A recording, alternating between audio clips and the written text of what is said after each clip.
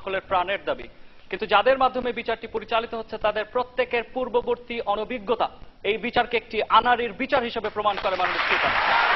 মাননীয় স্পিকার, যে বিষয়টি এই ক্ষেত্রে সবচেয়ে বেশি প্রয়োজনীয় ছিল সেটি হচ্ছে একটি নিরপেক্ষ এবং চূড়ান্ত যুদ্ধাপরাধীদের তালিকা। মাননীয় স্পিকার, 30 লক্ষ শহীদের হত্যার চার্জ কেবলমাত্র রাজনৈতিক উদ্দেশ্য প্রণোদিত 10 থেকে 15 জনের উপর কাঁধে চাপিয়ে দেওয়ার প্রেক্ষিতে বঙ্গবীর কাদের সিদ্দিকীর ভাষ্য ছিল স্বজনপ্রীতির এই বিচার আর যাই হোক মাননীয় স্পিকার কখনো স্বচ্ছ হতে পারে না।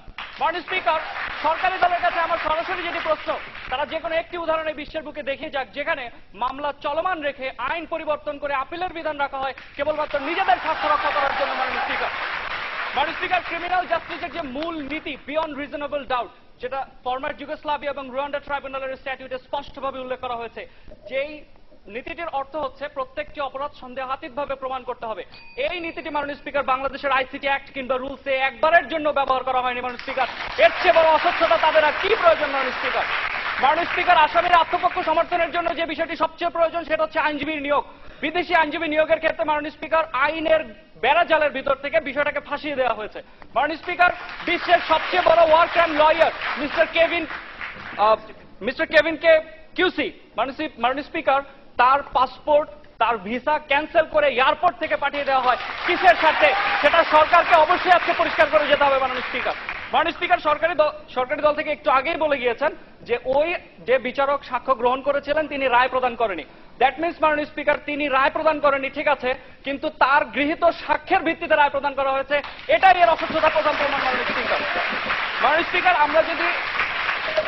আজকে ওনারা বিচার প্রক্রিয়া পরিচালনার কথা বলছেন, কিন্তু বিচার প্রক্রিয়া বা বিচার কার্যক্রম যে আইনটির মাধ্যমে পরিচালিত হয়, বাংলাদেশ অপরাধ ট্রাইব্যুনাল, ইন্টারন্যাশনাল অপরাধ ট্রাইব্যুনাল কার্যপ্রণালী বিধিমালা 2010 একবারের জন্য নামটা উল্লেখ করে নেই। মাননীয় স্পিকার, আইনের সেকশন 19 যে বিষয়গুলোকে সাক্ষ্য হিসেবে উপস্থাপন করা হয়েছে, film, tape record, newspaper, এগুলোর সাক্ষ্যগত মূল্য এতই দুর্বল মাননীয় স্পিকার যে এগুলো কখনোই কোনো রায়ের ভিত্তি হতে পারে না। মাননীয় স্পিকার, সেকশন 8 এবং সেকশন 11 এর দিকে তাকালে আমরা দেখতে পাই সেখানে বলা হয়েছে সরকার যে কোনো ব্যক্তিকে সাক্ষ্য গ্রহণ করার জন্য প্রেসার দিতে পারে, যদি সাক্ষ্য না দেওয়া হয় 6 মাস পর্যন্ত কারাদণ্ড দিতে পারে। মাননীয় স্পিকার,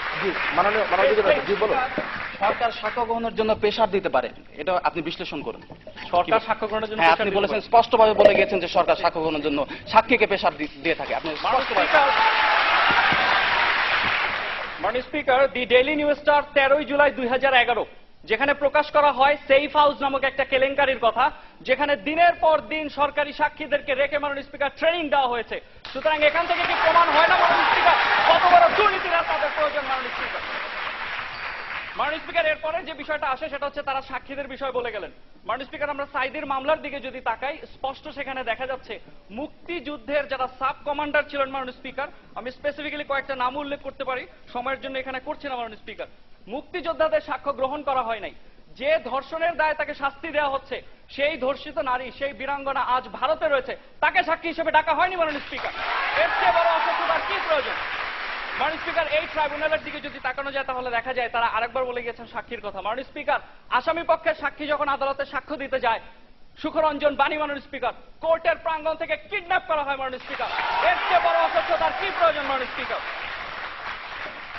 মাননীয় স্পিকার, সরকারি দলের কাছে আমার দ্বিতীয় যে প্রশ্ন সেটি হচ্ছে রুলসের 51 এর এতে মাননীয় স্পিকার 2012 সালে সংশোধন এনে বলে দেওয়া হয়েছে সরকারি সাক্ষীদেরকে যে রায় কি কি প্রশ্ন করতে হবে তা আগে থেকে জানিয়ে দিতে হবে। মাননীয় স্পিকার, এর চেয়ে বড় অস্বচ্ছতা? মাননীয় স্পিকার, আমি কি আরেকটা সময় পেতে 10 থেকে? মাননীয় স্পিকার, আমি সর্বশেষ যে কথাটা বলবো, ওনারা বলে গেলেন যে এজেন্ডা বাস্তবায়নের কথা।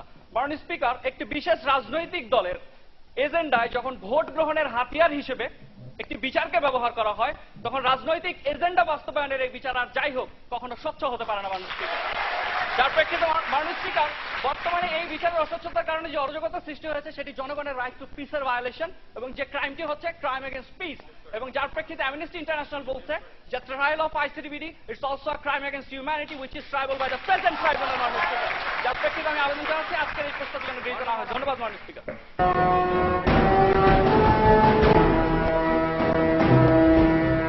5 বার